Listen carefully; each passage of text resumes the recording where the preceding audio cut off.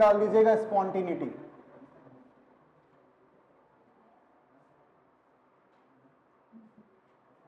Spontaneity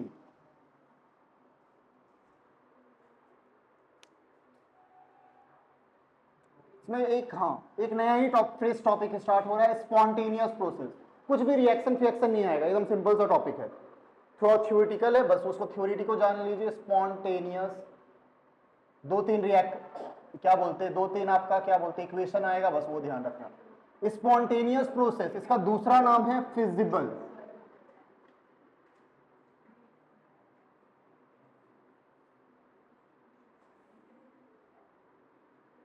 पहले कभी सुने भी होंगे, 9th-10th में कभी आया भी होगा स्पॉन्टेनियस प्रोसेस, स्पॉन्टेनिटी।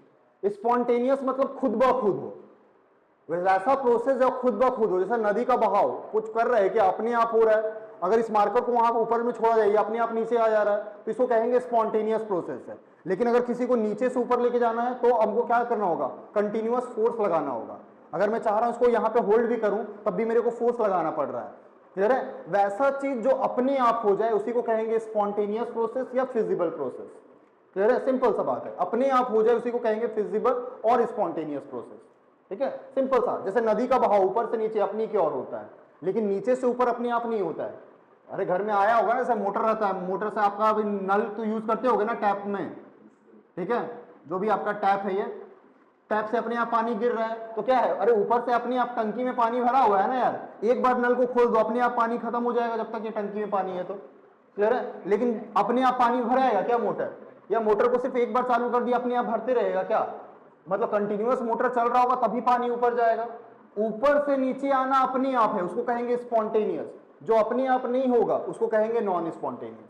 सिंपल सा है, जो अपने आप हो जाए स्पॉन्टेनियस या फिजिबल, क्लियर है। इसी को बस लिखिए पहले, स्पॉन्टेनियस प्रोसेस। थोड़ा थोड़ा सा डेफिनेशन है, मे भी आ सकता है एग्जाम में। Those process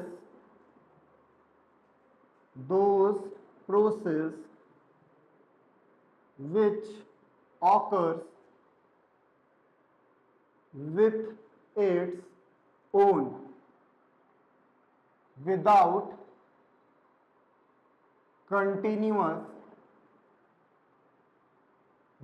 continuous support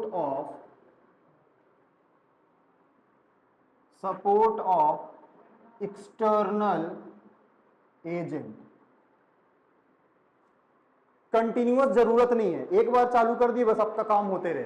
those process which occurs with its own without continuous support of external agent. यहां पे बाहरी सपोर्ट का जरूरत नहीं होता, ये अपने आप होते रहेगा, ठीक है। इसमें एक चीज जो भी हम लोग आगे यूज करेंगे, एंट्रोपी। इस फॉर स्पॉन्टेनियस प्रोसेस को लिख लीजिएगा, मैं बताऊंगा अभी एंट्रोपी क्या होता है, लेकिन अभी पढ़ रहे हैं तो यहां पे ही लिख देते हैं। फॉर स्पॉन्टेनियस प्रोसेस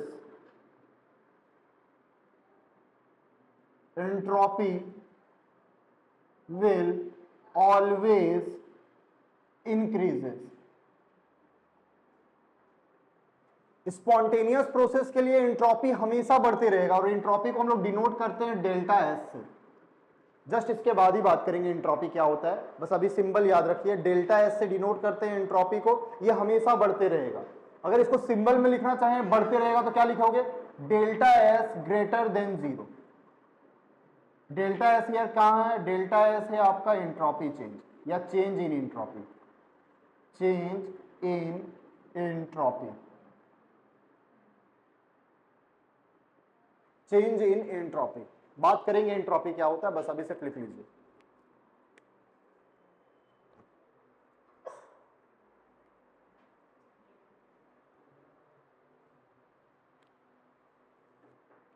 मेरा यहीं पे हो जाएगा, यहां पे थोड़ा सा दूसरा मैं डेफिनेशन लिखेंगे, non spontaneous, NON, non spontaneous, और इसका फिजिबल को नॉन फिजिबल या अनफिजिबल जो भी लिख लीजिए।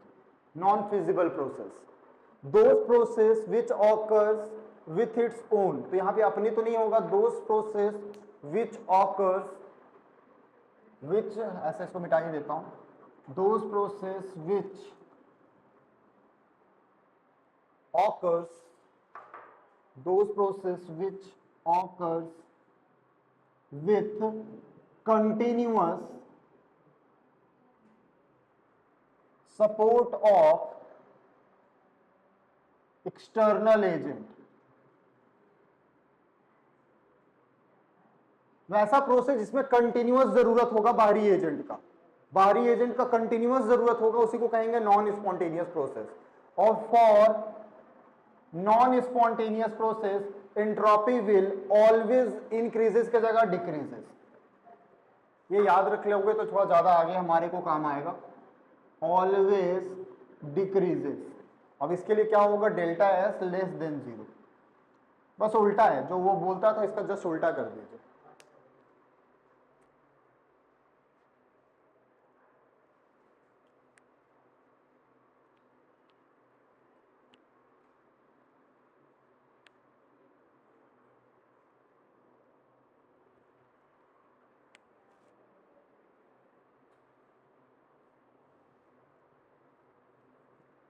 मिटा दूं?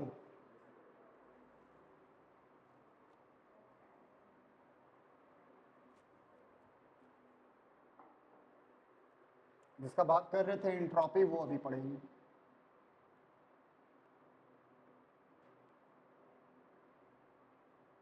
एंट्रोपी को डिनोट करेंगे डेल्टा एस से, वो क्या होता है वो बात करेंगे अभी। पहले ये बताइए, ये स्टेट फंक्शन है या पाथ फंक्शन है? हम लोग पढ़े थे, बताइए कितना याद है आप लोगों को? स्टेट फंक्शन पाथ फंक्शन पढ़े थे ना, बताया होगे कोई? हाँ वेरी गुड। क्यों? मैंने एक बताया था, वर्क, हीट और हीट कैपेसिटी को छोड़ के बाकी जो भी थर्मोडायनेमिक पैरामीटर्स आएगा सारे का सारे स्टेट फंक्शन होगा। ये बात किया था, याद है? वर्क, हीट और हीट कैपेसिटी को छोड़ के जो भी आएगा तो ये कौन सा फंक्शन है? स्टेट फंक्शन है। स्टेट फंक्शन, ये हम लोग ऑलरेडी बात किए थे। और ये एक्सटेंसिव है या इंटेंसिव? एक्सटेंसिव है। क्यों है बताओगे? मैं लिख दे रहा हूं, बताता हूं कि क्यों है। जैसे ही इसका डेफिनेशन बात करूंगा आपको अपने आप समझ में आ जाएगा। ये है extensive property.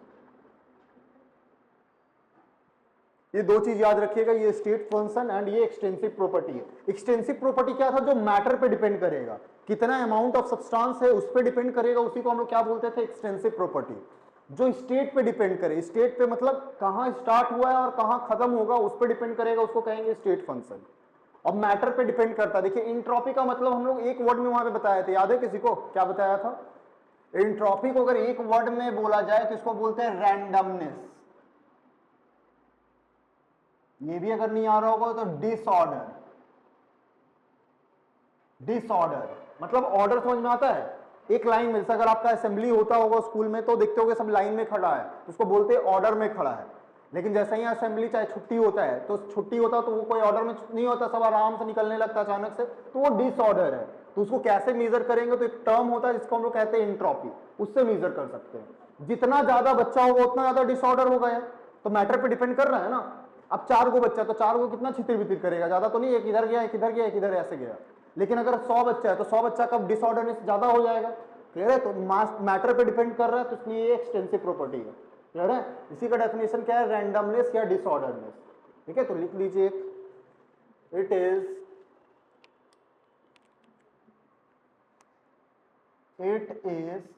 A thermodynamic parameter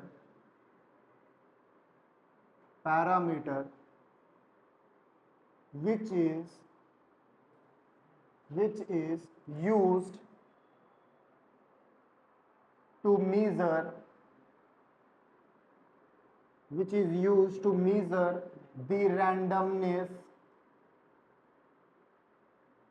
or disorderness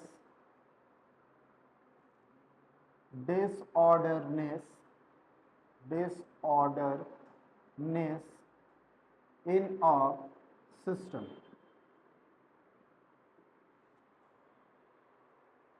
mathematically इसका एक फॉर्मूला होता है, कैसे आता है डेरिवेशन इसका कोई जरूरत नहीं, बस आपको एक फॉर्मूला ध्यान रखना है। इसको डिनोट कैसे करते हैं? तो डेल्टा एस से। इट इज डिनोटेड बाय, लिख लीजिए, it is denoted by delta S. और इसका एक फॉर्मूला होता है, डेल्टा एस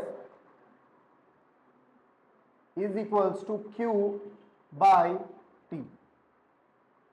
Q क्या है आपको मालूम होगा, हीट है, हीट, ठीक है। और ये T आपका टेम्परेचर है। कौन कौन क्या है उसको बात कर रहे हैं। अच्छा, कोई यूनिट पूछेगा तो क्या आएगा बताओगे? हीट का यूनिट होता है जूल। अगर 1 मोल का बात करेंगे तो इसका यूनिट क्या हो जाएगा, जूल पर मोल। और टेम्परेचर का यूनिट हम लोग बात किए हैं केल्विन, क्लियर है। तो इसका याद रखिएगा, इसका यूनिट भी, यूनिट से भी सवाल आता है एक बार, जूल पर मोल पर केल्विन। इसका दूसरा यूनिट है, इतना बड़ा नहीं लिखना चाहते तो आप ईयू लिख दीजिए, ईयू। ईयू का मतलब है एंट्रोपी यूनिट, एंट्रोपी यूनिट। ये रेयर दिखेगा, ये वाला आपको कॉमन दिखेगा, क्लियर है। तो ईयू का मतलब है एंट्रोपी यूनिट। यूनिट के बारे में बात कर लिए। डेल्टा एस क्या है ऑलरेडी हम लोग लिख चुके हैं। क्यू क्या है बताइए, क्यू को बोलेंगे हीट, और टी है आपका टेम्परेचर। बस इतना सा है, इतना सा ध्यान रखिएगा, आपका काम बन जाएगा। इसको नोट डाउन कर लो यार, हम लोग नोट डाउन भी कर लेता है फटाक से, ठीक है। छापना सीखे हो?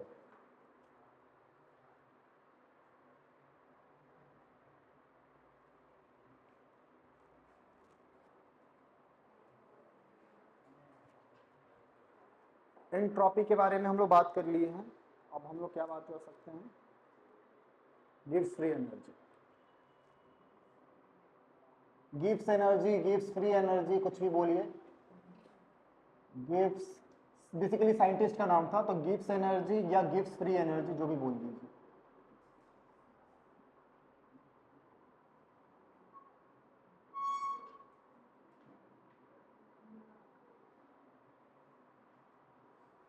गिव्स एनर्जी और गिव्स फ्री एनर्जी, ठीक है।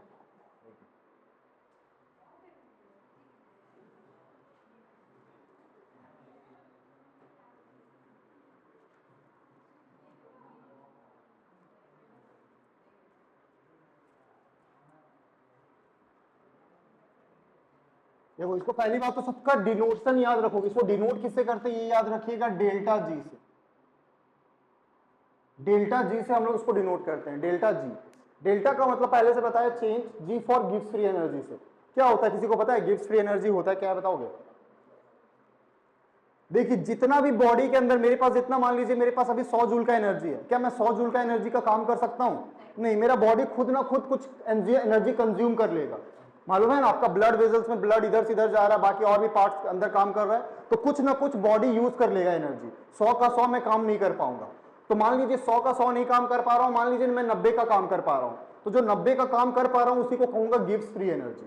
क्या बात बोल रहा हूं, समझ पा रहे हो? ये मैं अपनी लाइफ के लिए समझा रहा हूं, लेकिन ये थर्मोडायनेमिक सिस्टम के लिए होगा। जितना प्रेजेंट है उतना तो वर्क नहीं कर पाएगा, तो जितना काम कर पाएगा उसी को हम लोग कह देंगे गिव्स फ्री एनर्जी, क्लियर है। जितना काम कर सकते हो वही है आपका गिव्स फ्री एनर्जी, ठीक है। तो देखो, इसको लिखेंगे, it is a thermodynamic,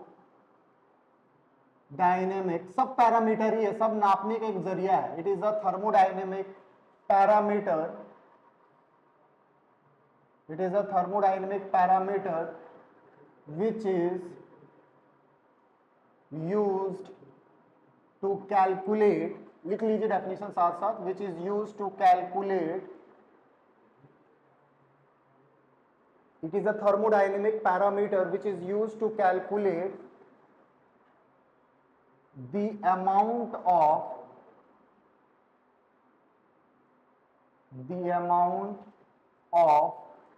useful work is done by a system at certain conditions. It is a thermodynamic parameter which is used to calculate the amount of useful work is done by the system at a certain condition. कोई खास condition में कोई body कितना work कर पाता है, वही है आपका गिव्स फ्री एनर्जी, क्लियर है। इसका लिए भी एक फॉर्मूला होता है, वो भी एक ध्यान रखिएगा। ये ऐसा रिलेशन होता है, G इक्वल, अच्छे लिख देते हैं, mathematically gives free energy is related to enthalpy, comma, temperature and entropy by a relation. समय हो गया क्या? बाय अ रिलेशन, इसका एक रिलेशन होता है, वो होता है G equals to H minus TS। सबको सब पता है क्या? G का मतलब क्या है भाई? Gives free energy. H को इंथैल्पी बोलते हैं, T टेम्परेचर, S एंट्रोपी। ठीक है, एक बार लिख देता हूं, G है आपका गिव्स एनर्जी, इसको अभी डेराइव करेंगे, अभी कुछ डेराइव नहीं किए हैं, ये पता होना चाहिए। गिव्स एनर्जी, H है आपका इंथैल्पी, T है आपका temperature,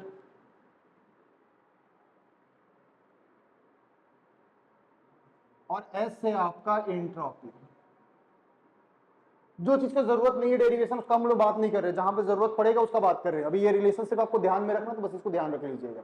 G equal to H minus TS, derivation हो सकता है, आराम से हो सकता है, बट अभी हमें जरूरत नहीं है। ठीक है, उसको थोड़ा ध्यान रखिएगा। G equal to H minus TS, क्योंकि ऑलरेडी हम लोगों को सिलेबस भी खत्म करना है। तो G equal to H minus TS, और आपका आएगा भी नहीं, बोर्ड लेवल में ये सब पूछेगा भी नहीं। क्या पूछेगा वो देखिए।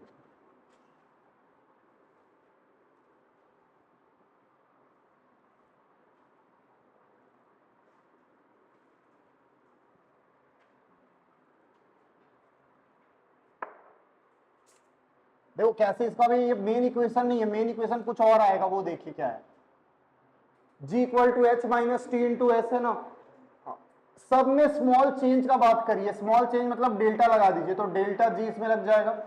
ठीक है, इसमें भी डेल्टा लगेगा, तो डेल्टा H हो जाएगा माइनस डेल्टा T और S। कोई दिक्कत? ये वाला बताए थे डिफरेंशिएशन वाला, एक बार छोड़ेंगे इसको, एक बार इसके साथ डेल्टा लगाएंगे। डिफरेंशिएशन वाला याद है ना? जैसे ये वाला बताया गया था, dxy का अगर करते हो तो x dy plus y dx, ऐसा पढ़ते थे ना डिफरेंशिएशन में, एक बार पहले भी यूज किए ये वाला formula, same to same use करेंगे। देखिए यहाँ पे डेल्टा h, बताइए क्या लिखे हैं? t को एक बार छोड़ दे रहे, तो क्या आप किस पे लगाएंगे? डेल्टा s पे लगाएं।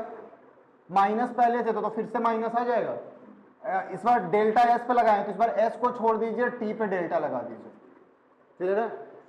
बताए थे खास कंडीशन पे, अगर टेम्परेचर और प्रेशर कांस्टेंट कर दीजिए, फॉर कांस्टेंट टेम्परेचर, क्योंकि जनरली टेम्परेचर और प्रेशर क्या करते हैं, मानते हैं कि कांस्टेंट ही पे रिएक्शन करवा रहे हैं, तो for constant temperature and pressure, बताइए क्या हो जाएगा? प्रेशर का कोई टर्म तो है नहीं, यहां पे देख रहे हो, नहीं है। टेम्परेचर वाला है, तो टेम्परेचर अगर कांस्टेंट है तो डेल्टा टी का वैल्यू क्या हो जाएगा? 0। ये हम लोग बात किए हुए थे ना आइसोथर्मल प्रोसेस। देखिए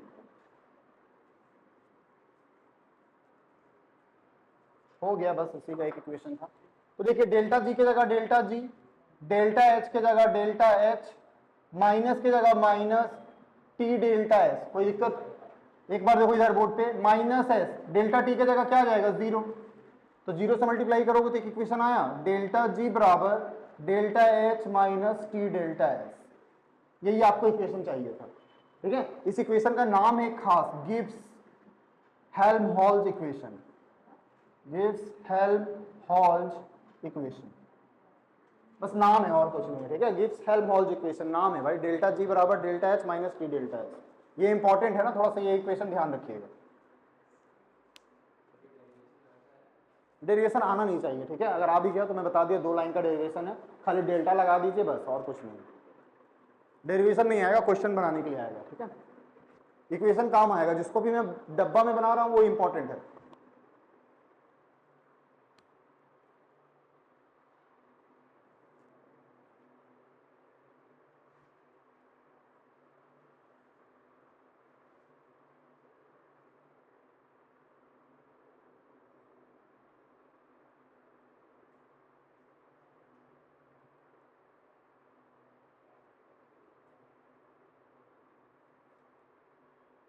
हेल्महोल्ट्ज होता है एल छूट गया मेरा,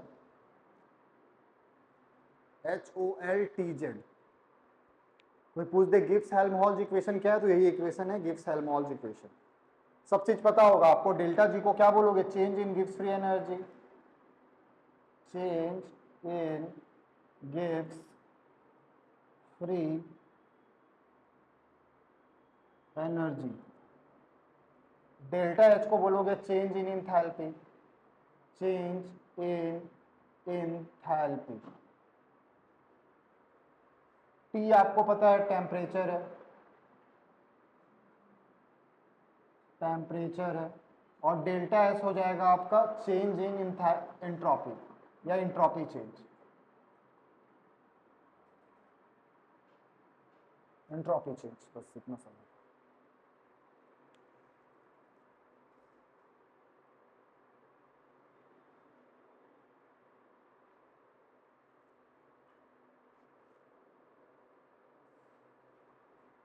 हो गया, 5-7 मिनट में और खत्म ही हो जाएगा।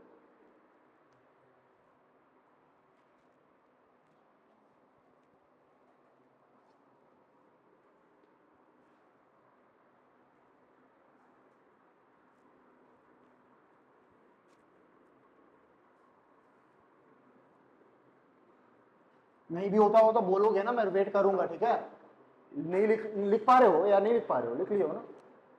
एक लास्ट है बस, एक छोटा सा इक्वेशन है, वो कैसे आता है, वो सबसे ज्यादा सवाल पूछा जाता है। तो देखिए क्या होता है और कैसे डेराइव भी कर सकते हो, ऐसा भी लिख देते हैं, और कैसे इसका डेरिवेशन होगा वो भी बता देते हैं।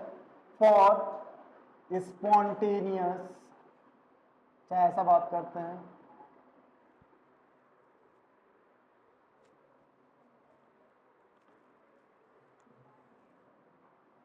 एंट्रोपी चेंज का थोड़ा सा एक इक्वेशन देखिए, एंट्रोपी चेंज।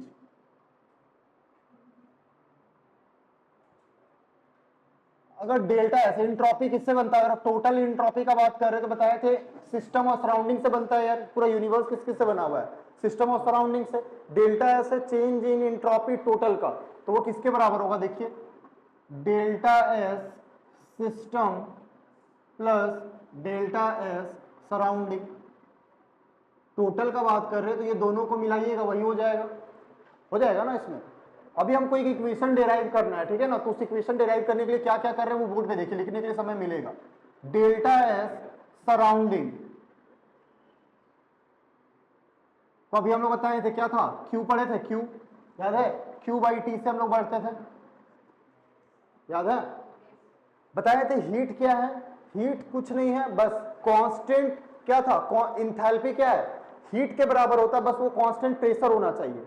तो अभी जो भी हम लोग बात कर रहे हैं constant temperature and constant pressure का बात कर रहे हैं, तो क्यू की जगह हम लोग ऐसा भी लिख सकते हैं, देखिए तो डेल्टा एच सराउंडिंग, क्योंकि सराउंडिंग का ही बात कर रहे हैं तो सराउंडिंग ही लिख रहे हैं, बाई टी लिख सकते हैं, क्योंकि हम लोग पढ़े थे ना डेल्टा एच क्यू किसके बराबर था, देखिए ना ये वाला लिखा हुआ होगा आपका, पढ़े होंगे क्यू पी। हाँ, डेल्टा एच इक्वल टू ये पढ़े थे ना क्यू पी, मतलब heat at constant pressure. Enthalpy का डेफिनेशन घर में जाके देखिएगा, लिखा हुआ है heat at constant pressure is known as enthalpy. अभी हम लोग जो भी बात कर रहे हैं प्रेशर और टेम्परेचर कांस्टेंट बात कर रहे हैं, तो ये प्रेशर कांस्टेंट है तो क्यूपी है ही यहाँ पे, तो क्यूपी की जगह डेल्टा एच लिख दिए। सराउंडिंग का बात करें तो सराउंडिंग का बात कर दिए, क्लियर है, ये लिख सकते हैं ना। इसको एक और स्टेप लिख सकते हैं, जरा इसको देखिएगा। मान लीजिए सिस्टम और सराउंडिंग के बीच में, मान लीजिए, देखिए समझिए इस बात को, जैसे ये आपके पास कोई भी पैन है, ठीक है, अगर इसको गर्म किया जा रहा है, ठीक है, गर्म कर रहे हैं, गर्म हो गया, इसके अंदर जो भी मान लीजिए पानी था, कुछ समय के बाद ये पानी गर्म हो गया है, कुछ समय का छोड़ते हो तो ये क्या हो जाता, पानी क्या गर्म ही रहेगा, नहीं, ये जितना गर्म लिया होगा उतना फिर से सराउंडिंग को लौटा देगा, क्लियर है। ये जितना लिया होगा वो किसको लौटा देगा, सराउंडिंग को। तो इसको ऐसा लिख सकते हैं, देखिए minus delta H system by T, क्या बोल रहे हैं वो समझिएगा। देखिए अगर ये एनर्जी लॉस कर रहा है, मान लीजिए पहले ये गर्म हो चुका है, इसको हटा दीजिए, गर्म कर दिए, ये अभी बीकर का टेम्परेचर है मान लीजिए 50 डिग्री सेल्सियस, कुछ समय के बाद इसका टेम्परेचर घट के क्या हो जाएगा, मान लीजिए फिर से 25 हो गया, तो इसने क्या किया, अपना हीट को लॉस किया ना, यहां से यहां जाने में हीट लॉस किया होगा भाई। तो सराउंडिंग क्या किया होगा, जितना ये लॉस किया होगा उतना ये गेन किया है, क्या बात बोल रहा हूँ, समझ पा रहे हो? तो डेल्टा एच सराउंडिंग किसके बराबर हो जाएगा, माइनस डेल्टा एच सिस्टम के बराबर। जितना ये लॉस करेगा उतना ही ये गेन करेगा। क्लियर है? उल्टा भी तो बोल सकते हैं ना यार, उल्टा भी बोल सकते हैं, अगर ये प्लस में होगा तो ये माइनस में होगा। क्लियर है? तो डेल्टा एच सराउंडिंग किसके बराबर होगा, हमेशा डेल्टा एच सिस्टम के बराबर होगा, माइनस के साथ, क्योंकि ये लेगा तो ये देगा। अरे एगो गेन करेगा तो एगो लॉस ही करेगा ना, ये दिक्कत है क्या इसमें? ये वाला खाली याद रख लीजिएगा, थोड़ा अगर दिक्कत आ रहा होगा तो इसको थोड़ा ध्यान रख लीजिएगा, सिस्टम और सराउंडिंग के साथ अगर दिक्कत आ रहा है तो देखिए इसको। सिस्टम्स अगर इसको समझिए ना, देखिए अगर इसका बात समझिए, मान लीजिए अगर हमारे पास ये वाला रूम है कंटेनर, ठीक है, ये अगर अभी आपको देखो बाहर का एनवायरनमेंट, जैसे गर्मी के समय में बाहर का एटमोस्फेयर क्या हो जाता है, गर्म हो जाता है, तो फिर धीरे धीरे आपका ये भी क्या हो जाता है, रूम भी तो गर्म होने लगता है ना यार। क्लियर है? तो बाहर से बोल सकते हैं कि कुछ टेम्परेचर कम हो रहा होगा और रूम से टेम्परेचर थोड़ा बढ़ रहा होगा। जितना ऊपर बाहर कम हुआ होगा उतना ही अंदर का रूम का टेम्परेचर बढ़ा होगा। क्या आप बोल रहा हूँ, समझ पा रहे हो? एक लॉस कर रहा है तो दूसरा गेन कर रहा है, इसलिए माइनस का वैल्यू आ रहा है, बाकी हमेशा ये सेम ही रहेगा। क्लियर है? इससे मैं एक इक्वेशन डिराइव करना चाह रहा हूँ, समय भी हो गया है, ठीक है, इससे एक इक्वेशन डिराइव करना चाह रहा हूँ, चाहे रहने दूंगा हम लोग, ठीक है, क्योंकि ऑलरेडी तुम्हारा भी तो ये क्लास है।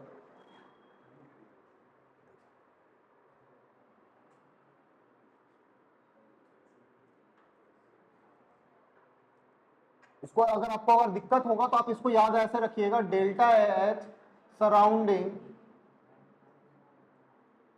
किसके बराबर होगा, माइनस डेल्टा एच सिस्टम। उल्टा भी लिख सकते हो, ठीक है, डेल्टा एच सिस्टम बराबर माइनस डेल्टा एच सराउंडिंग, ये लिख सकते हो आप, ठीक है। यहां तक तो बात हो चुका है, अब थोड़ा सा ध्यान दीजिएगा यहां तक। देखिए डेल्टा एस लिखा हुआ है तो खत्म ही कर देता हूं, टोटल की जगह टोटल रखा है मैंने, ठीक है, ध्यान दीजिएगा। डेल्टा एस सिस्टम, तो डेल्टा एस सिस्टम की जगह मैं सिस्टम ही रख रहा हूं। डेल्टा एस सराउंडिंग की जगह बताइए क्या लिख सकता हूं, देखिए तो minus delta S system by T लिख सकता हूं, देखो तो देखिए ना, डेल्टा एस सराउंडिंग की जगह हम ये ले सकते हैं, minus delta S system by T लिख सकते हैं ना यार यहाँ पे। अब इसी को बस सॉल्व कर दीजिए, बस हो गया। टी से सब में मल्टीप्लाई करिए तो क्या आ जाएगा, देखिए T delta S total, T delta S system minus delta H system. हो सकता है यार, देख लो। अब थोड़ा मैं उलट पुलट कर रहा हूं, उलट पुलट करने का मतलब मैं इसको उठा के इधर लाया तो क्या हो जाएगा, माइनस है तो इधर आएगा तो डेल्टा एच सिस्टम, इसको भी उठा के इधर लेके आओ तो ये प्लस में था, इधर आया तो क्या हो जाएगा, minus T delta S system, और ये वाला को उठा के उधर ले जाइए तो minus T delta S total. लिख सकते हो, लिख सकते हो ना, देख लीजिए आराम से। प्रॉब्लम है किसी को? इसको क्या लिख सकते हैं, कोई बताएगा? Delta H system minus T delta H system को अभी एक फॉर्मूला पढ़े थे अगर ध्यान होगा तो, डेल्टा जी बराबर delta H minus T delta S, अभी जस्ट पढ़े थे, गिब्स हेल्महोल्ट्ज इक्वेशन था ना। तो देखिए तो डेल्टा एच दिख रहा है, माइनस की जगह माइनस है, टी की जगह टी और डेल्टा एस की जगह डेल्टा एस। तो इसको हम लोग पूरा को इधर वाला पार्ट को हम लोग बोल सकते हैं डेल्टा जी सिस्टम, क्योंकि सिस्टम का बात करें तो सिस्टम लिख देते हैं, अरे कर सकते हैं ना। और माइनस टी डेल्टा एस है तो minus T delta S total. ये बस ये इक्वेशन हमको डिराइव करना था। इससे क्या फायदा होगा वो हम लोग बात करेंगे नेक्स्ट क्लास में, ठीक है। बस इसको अभी लिख के रख लीजिए, 10-15 मिनट और लगेगा, नेक्स्ट क्लास में ये चैप्टर कंप्लीट हो जाएगा, ठीक है। इसको सिर्फ नोट डाउन कर लीजिए, मिलेंगे फिर हम लोग नेक्स्ट क्लास में, ठीक है।